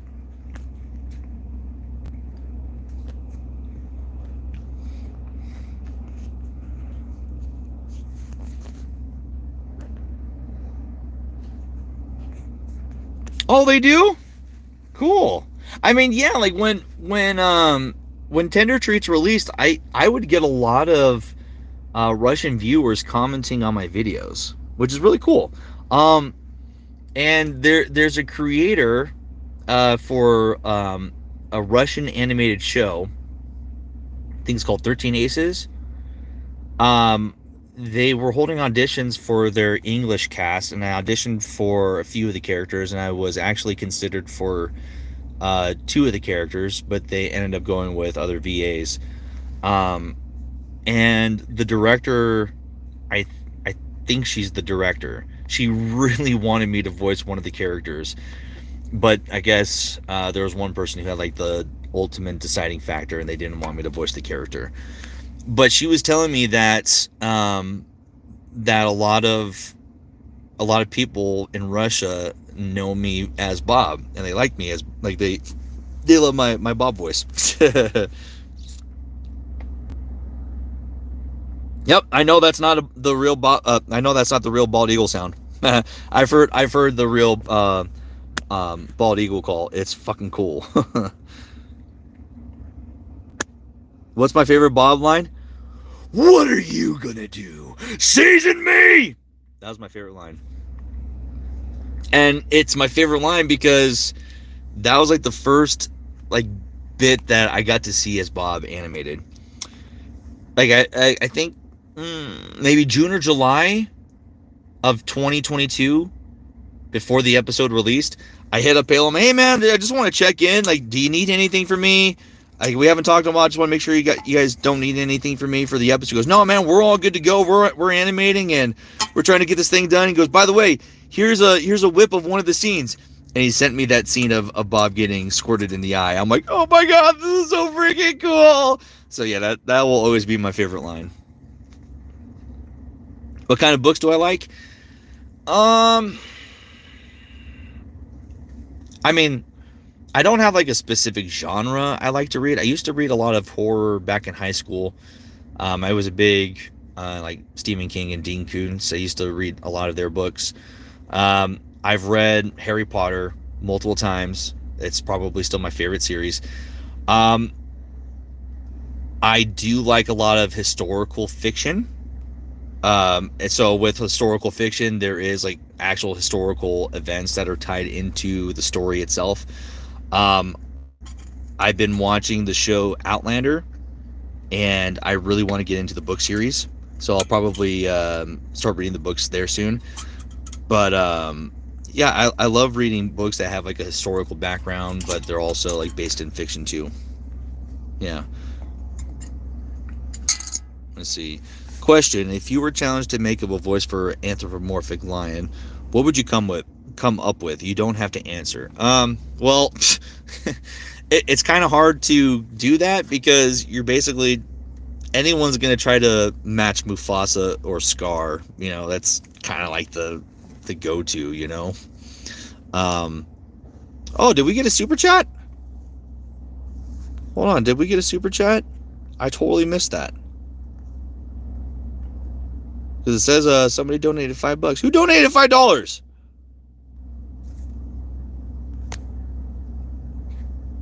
I want to check that. Who donated that? How can I check that? Hold on. Let's see. Yeah, okay, there you go. Gotcha Arts and Stuff. When the heck did you do that? Says, huge fan. I love your work. I'm the biggest Bob fan. Can Bob say hi to me? Sure thing, Gotcha Arts and Stuff. Thank you for the donation. I appreciate you doing that. Thank you. Let's go back. Oh, not top messages. Let's go to all messages. There we go. I think, oh man, I don't know, for whatever reason my chat like froze for a second because now it's starting to show all the new comments. Like it was like backed up for whatever reason. Yeah, I think so. There's a super chat option apparently, and I guess they're doing like diamonds now, like from what like TikTok does. Good night.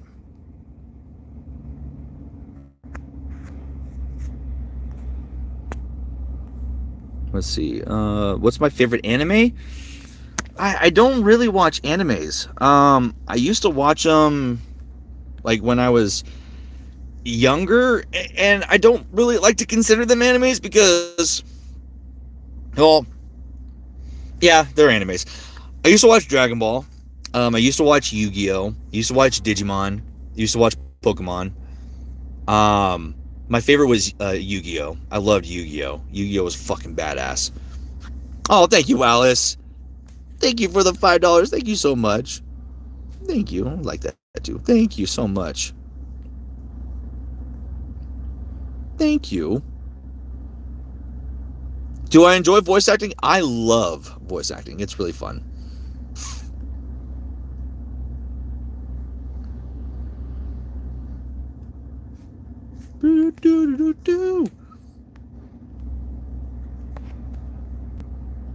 Oh, there was.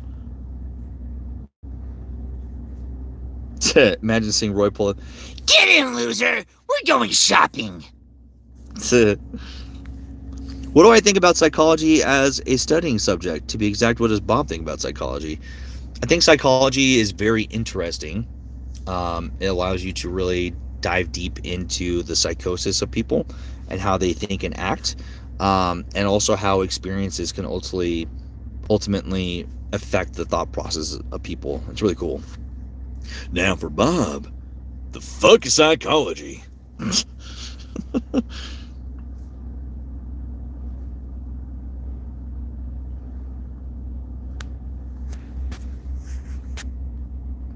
You're thinking about trying to voice act? I'm okay at it, I think. I used to get bullied for imitating Robin Williams when I was little. Well, don't let that discourage you, because Robin Williams is one of my inspirations. He's one of the main reasons I got into voice acting. So, yeah, don't let that discourage you. People are going to be assholes. They're always going to try to bully and say that you suck and make fun of you for shit, but who cares? If it's something that you love doing, do it. Who cares what people think? Sometimes, like, yeah, I care about what people think when it comes to my performances, but in the grand scheme of things, if people don't like it, I don't care. I got to do performance that I love to do, right? So, if you like doing voices, keep doing them. If you want to be a voice actor, brush up on your acting. Get better at acting. Oh, that's good, Jester.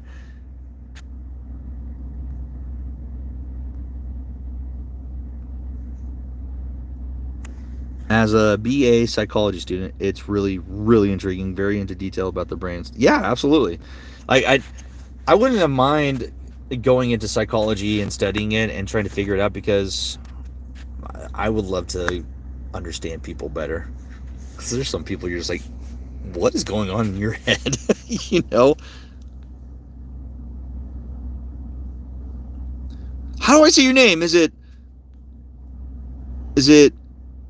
Blixd How do I say your name? Unless the X's are for bloody veins? Is that how you say your name? Thank you for the donation. Is that Canadian dollars, I think? Ooh, thank you. Thank you for donating. I appreciate it. Thank you. Thank you so much. Hi, Corey. I hope you're having a good day. I'm having a great day. Thank you for your donation. Bloody veins. All right. See, I was right. Haha, I depicted it. I'm so smart. Thank you for your support. Thank you so much.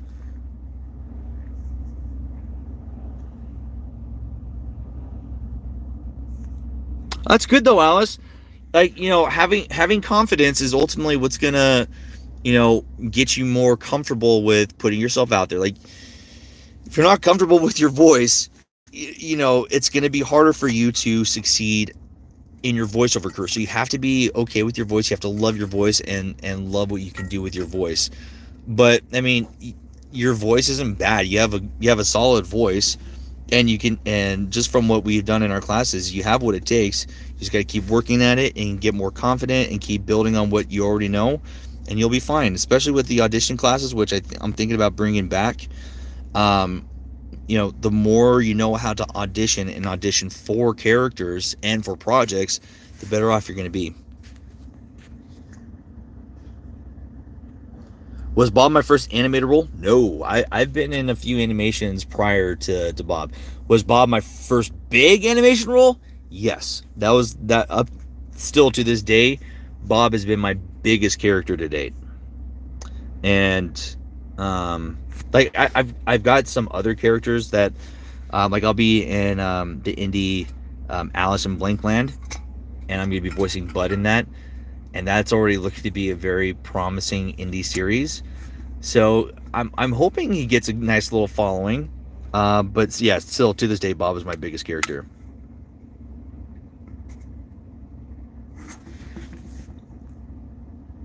Can we have a Pooperman remake? Well, that's not up to me. I don't even know if the animator's still doing animations for Pooperman. God. Yeah, dude, Bud is so freaking awesome. You guys are gonna get a freaking kick out of Bud. Yo, dude, what's up, man? Bud is like hilarious. You did? When did you donate $2? I didn't see that. When did that happen? Hold on, let me check that. Did you? Oh, if you did, it didn't pop up. Regardless, thank you.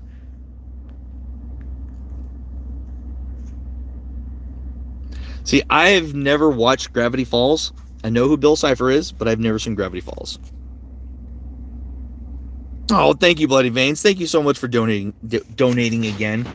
Thank you for being supportive. Thank you. Can we get a... I just did, Bud. I just did, Bud. Yo, what's up, dudes and dudettes? Hope you're having a great day. Yeah. Make sure you support your local bands, bro. That's Bud. I swear to God, you guys are going to love Bud when that episode comes out. Oh, thank you, Rose. Thank you for the $2 donation. Thank you for donating before you leave. Thank you so much. I appreciate it. Thank you. Do I know about the game Frostbite? No, I've never heard about that.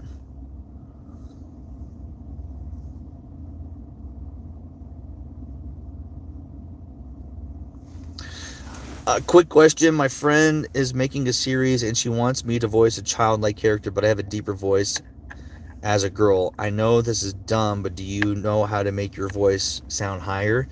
You're asking the wrong person, because my voice is deep. And like I said earlier, like when I'm doing higher pitched voices, I'm basically doing effects. So like I'm like scrunching up my voice whenever, like I can do Mickey and I can do Elmo. And when I do that, I'm scrunching up my voice and I'm like putting it like in a nasal, like for Mickey. Oh, Mickey is a nasal. He's just like more. He's like more up here. It's like the top portion of my voice. It's all the way. Now I kind of sound like Cosmo. But like you don't want to try to do voices that are outside of your range. Like even though your friend wants you to help out, if it's outside of your range and it doesn't sound natural, it may not be the best voice for you. But like if you said that you are a girl, I think you said you were a girl. right. I lost your comment. Where'd it go?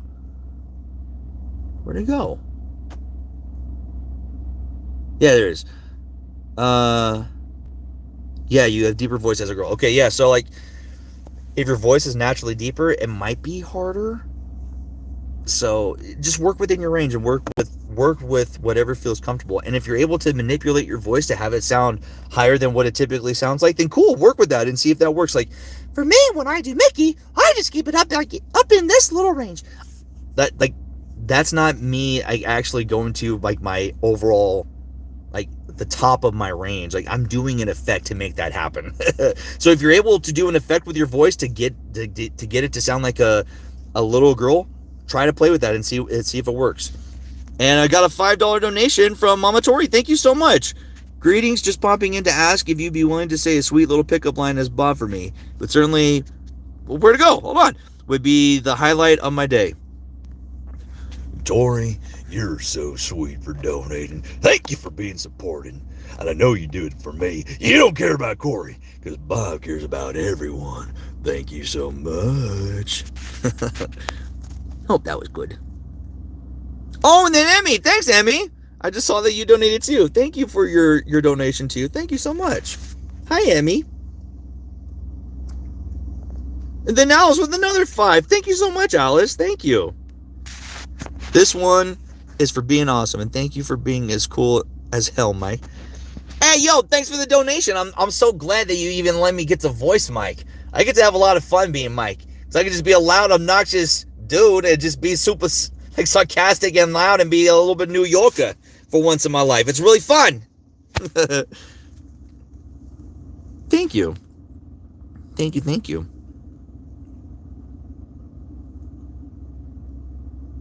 Oh, you're welcome, Gotcha. Thank you.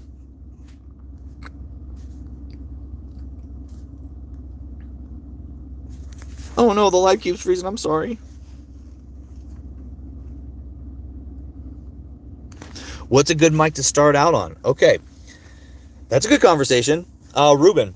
So, if you're looking to make voiceover your career, you definitely want to try to get an XLR microphone. Okay, XLR. That's the microphones that are connected with a male-female cord, and it gets plugged into an audio interface or a preamp. You definitely want to use that because that's going to give you the best studio quality sound possible. Oh, Jevil, you sent a gift. Thank you so much for the gift. Really quick. And I guess I got a $10 donation from Boss Girl. Thank you so much.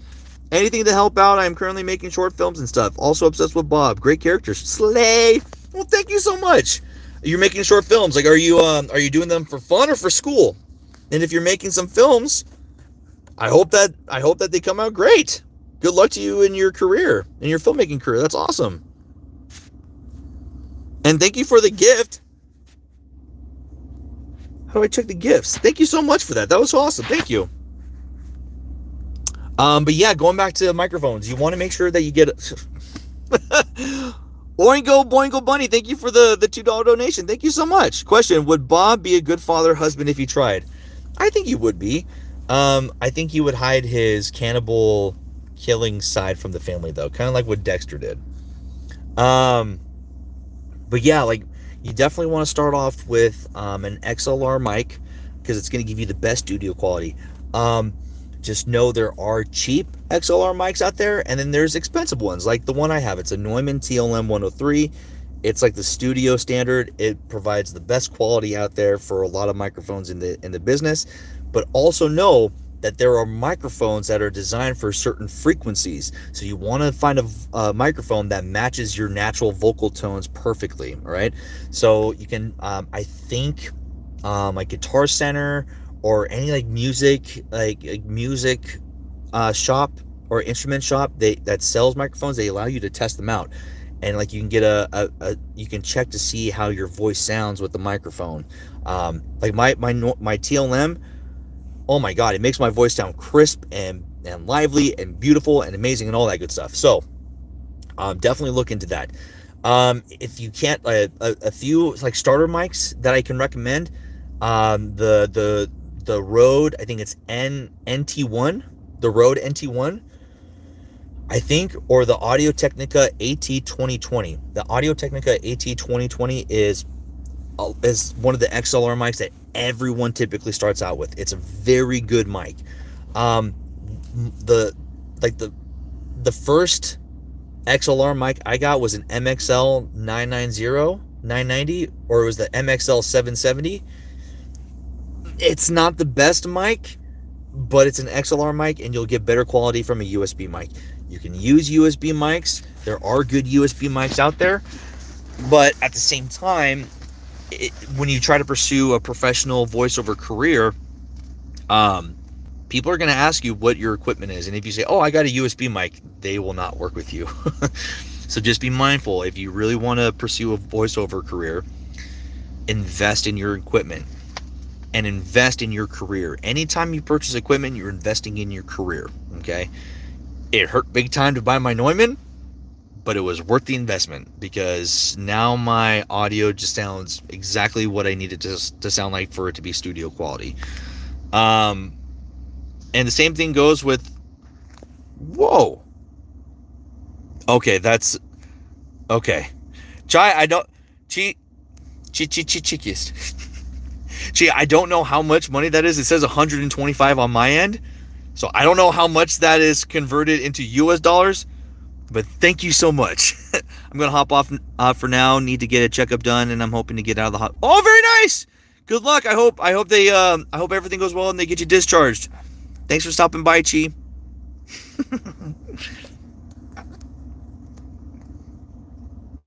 I don't know how much that is in conversion to your money. If it's 125. No, it's not. Okay, it's like $2. Okay, there we go. Cool. Shoot, I forgot what I was saying. It was with microphones. But yeah, Ruben, like you can get USB mics. There's some really good USB starter mics out there. But XLR is the way to go. That'll give you the best quality. And what I did when I upgraded from my MXL mic, I bought a studio bundle from Focusrite. Focusrite also sells the Scarlett interface, which is one of the best interfaces in the market right now. But they sell like a bundle. They'll sell a bundle with a microphone, an interface, and headphones, and a male-female XLR cable. And that runs for like maybe $200, $250. And if you get it refurbished, it can be cheaper than that. And that microphone's really good too. Like the microphone, it's like the CMK 125 or something like that, if I remember off the top of my head. It's okay. It's not the best mic, but it's still really good. And if you have a good treated space, it sounds really good too. So yeah, but like if you really want a good studio quality microphone, the Neumann TLM 103 is the way to go. Especially if you have a lower register voice like mine, it works really well with it. Jevil, thank you for another gift. Thank you so much. The thumbs up. Thank you. Oh, very cool. Yeah, when you have the thumbnail, send it my way. Oh, very cool, Jasper. Heck yeah. I mean, yeah, Ross is just, a little bit lower voice. That's all he really is. When am I live streaming again? Like on here or on Twitch? On Twitch, every Friday. I try to stream every Friday for Twitch. For here, I'll try to stream more frequently on YouTube now. For YouTube, my streams might be periodic, like whenever I have the time. Like there's no like guarantee that I'll be coming on at a certain day and a certain time. But I'm going to try to do them more frequently because I actually love doing the live streams like this. I love it because it allows me to interact with you guys and hang out and all that good stuff. Oh, Mama Tori, thank you for the gift. Thank you so much. The little flying heart. Thank you. But yeah, like I love doing the live streams like this because I get to interact with you guys one-on-one and all that good stuff. And I used to be able to do it a lot, but my new job is, taking up a lot of my time. But I'm hitting that slow season for my job, so I should have more time to do live streams. So if I can jump on more, I will, and it'll be like during the week. But other than that, those will always be like random whenever I can type streams. And then for Twitch, Friday nights, 8:30, 9 o'clock is when I go live, and that's at Mountain Standard Time. I was going to try VAing because I'm physically disabled and have a hard time keeping a job. Figured voice acting, since I like to play around with it, might be a good side thing to do and get by. Yeah, I mean, absolutely. Like if you're able to get the work, it can be a very lucrative job, especially considering there's multiple genres that you can get into. Like if you have a very soothing voice with like a natural deep tone, you can be perfect for promos, commercial, audiobooks, narration. You just got to check out all the different genres. If you're able to do voices and be silly, animation, video games are all great genres to work in. Like especially if you're trying to get into animation and video games, definitely check out or definitely study up on acting and all the different techniques that you can use. For commercials, there is certain formulas you're supposed to follow for commercial reads. Same thing for promos and narrations. Study up on those. You can definitely make a career and get by with voiceover. Alrighty, I'm gonna dip. I gotta go to work. Have fun with the rest of the stream, you guys. Thank you, Emmy. Thank you for the $5 donation. Thank you so much. You can send it through Twitter, email, whatever works best.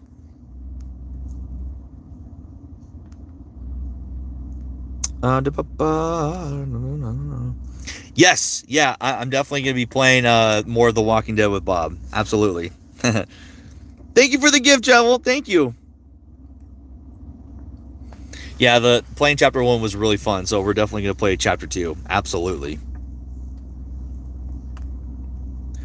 I'm looking to get into voice acting career because it's my passion, but I have anxiety with people, plus education might be an issue. Being my voice acting inspo, can I have words of encouragement? Absolutely. Well, hold on just a second. We've got a $10 donation from Bree Rooks. Thank you so much. Hey, Corey, I asked on TikTok, but you said you're moving away from it, so could you say what in tarnation is Mom on here? Yeah, you got it. Thank you for your support. What in tarnation? There you go. Thank you for supporting. I appreciate it.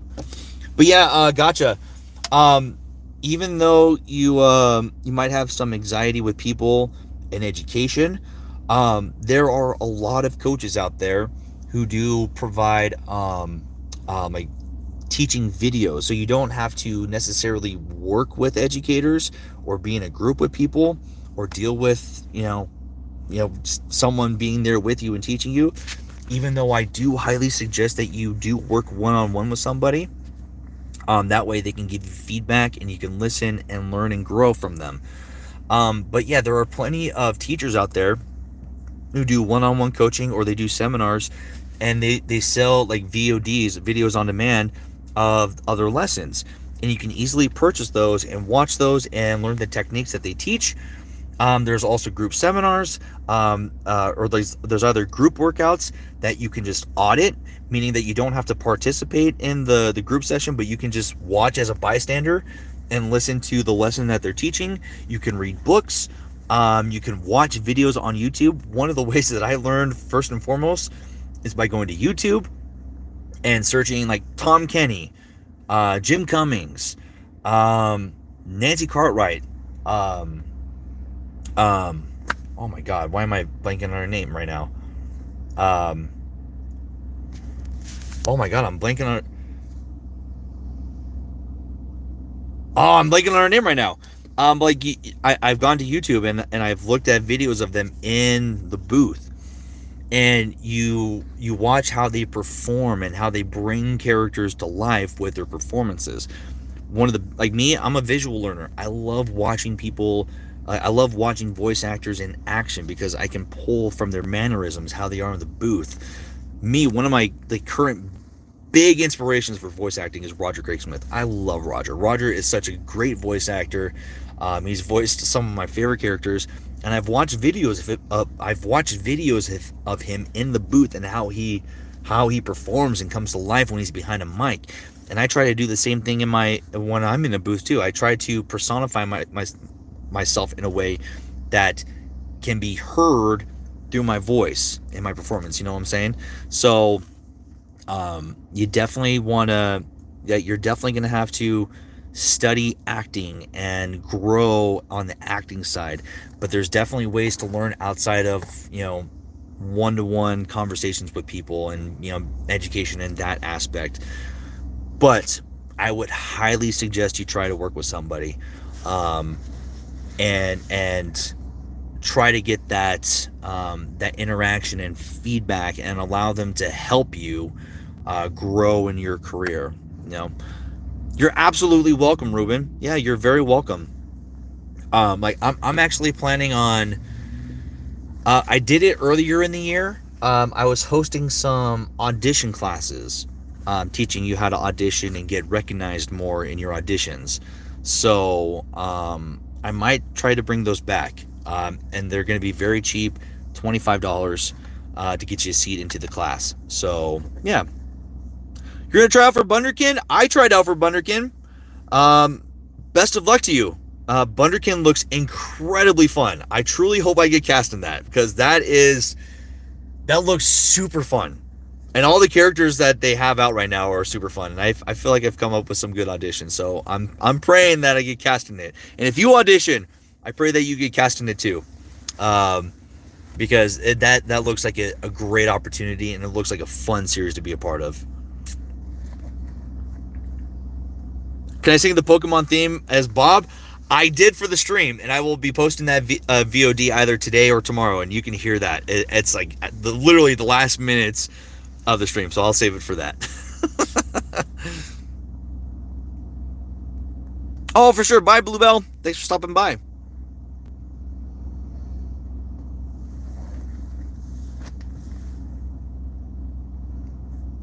Do I know Homestuck? No, I don't. I'm sorry. What's up, Duck Bites?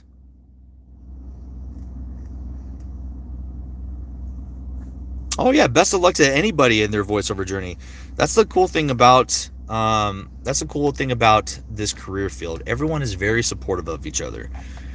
There are people who do get very envious, and they don't support fellow voice actors. But there are so many voice actors out there who do support each other and want to help you get to the next level. That's like my buddy who was in here earlier, Tommy. I met Tommy when he was just getting started in his voiceover career, and I've seen him grow and get so fucking good at voice acting, and it makes me so happy seeing him get success. So there's a project that we both auditioned for recently, and he got shortlisted, and he told me, he goes, dude, I got shortlisted, and I was so happy. I haven't gotten an email, and I think I'm at that phase where I probably won't get shortlisted.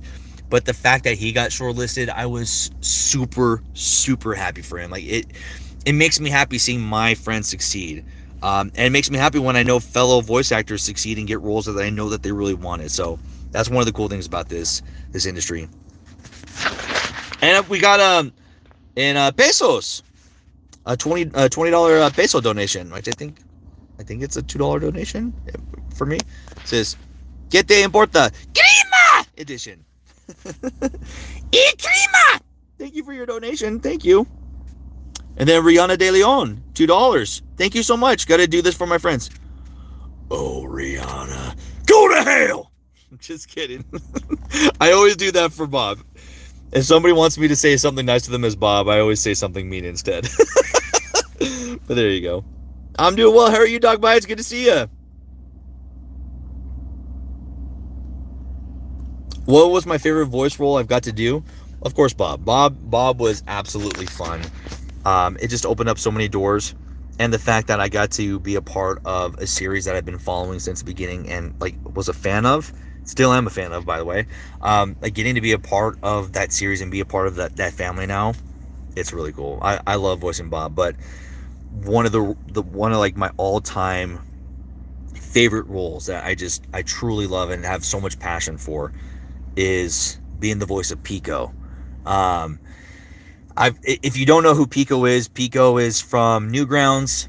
He's the titular character for Newgrounds. He's the little ginger kid with, you know, green shirt and beige pants.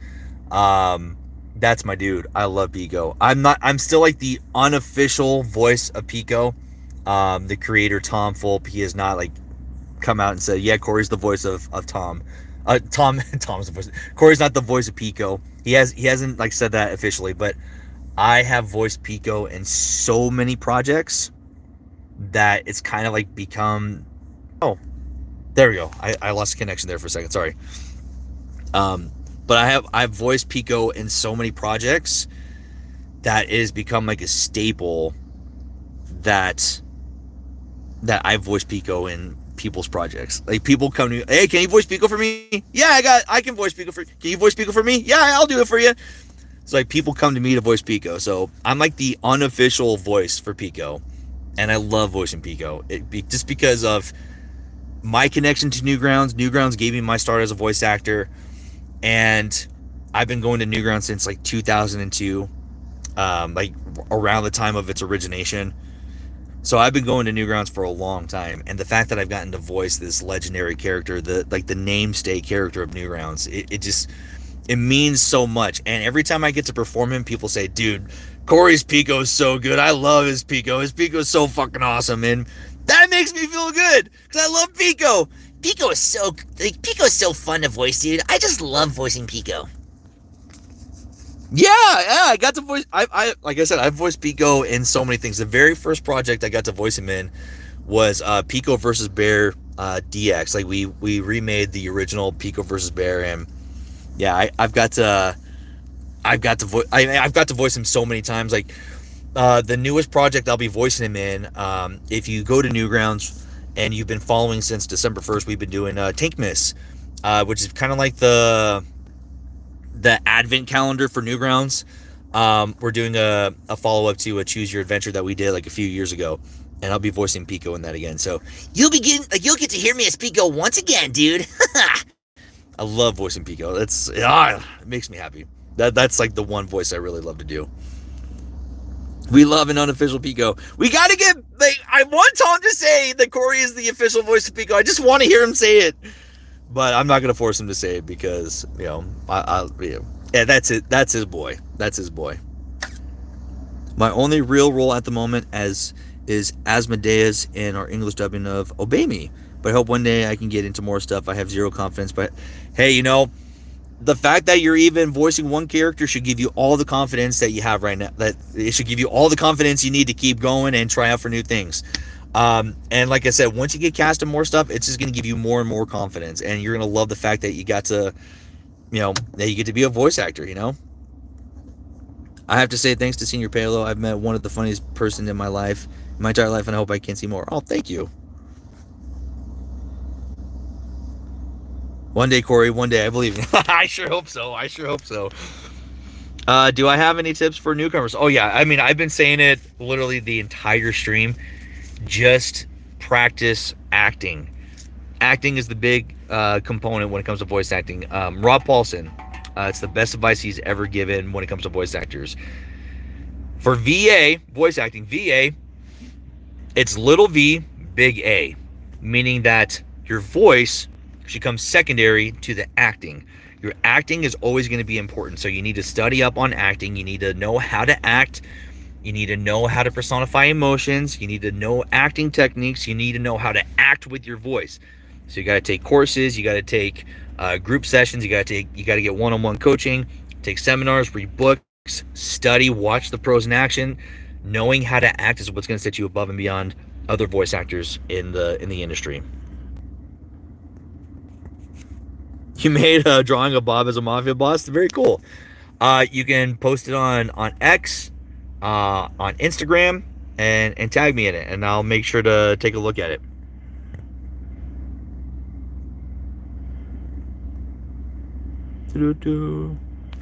I don't have any opinions on Gravity Falls because I've never seen it. I know of it, but I've never seen it.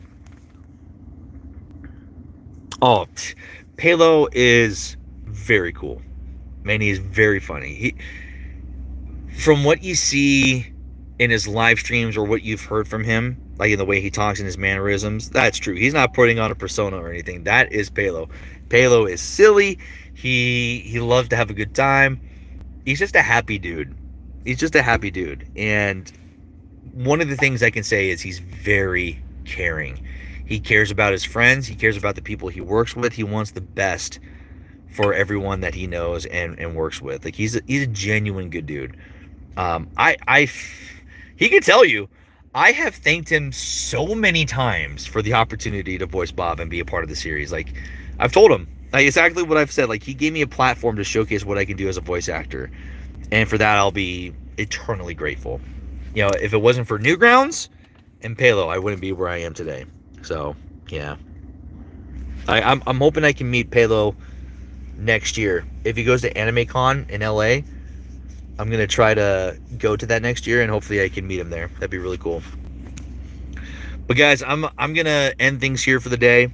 We've been streaming for about 2 hours. It's getting late in the day for me. I'm going to head home.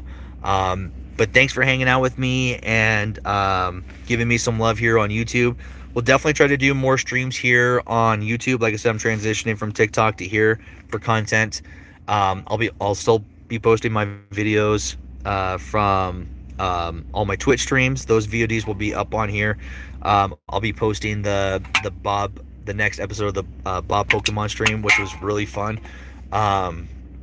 And then, of course, I'll still be posting videos of dubs and all that stuff. So, in any of the videos that I have, post a comment of what you want me to say as Bob, or if you have any just voice requests in general, drop them in the comments, because I can do video responses to your comments on here, just like you could do on TikTok. So, if you want me to say anything as Bob, or if you want me to say anything as any character, or if you have any comics that you want me to dub, drop them down in the comments, send them my way. And I'll take care of that and start uploading more content here on YouTube. All right, guys? But enjoy the rest of your week. I hope that you guys have a great week ahead of you. Thanks for hanging out. Thanks for supporting everyone who gifted, sent some donations, or gave some gifts. I appreciate your donations and support. I don't ask for that. So when you do, I know you're doing it out of the goodness of your heart, and you're being incredibly generous. So thank you so much for that. You guys have a great day. Have a great week. All right? Bye-bye now.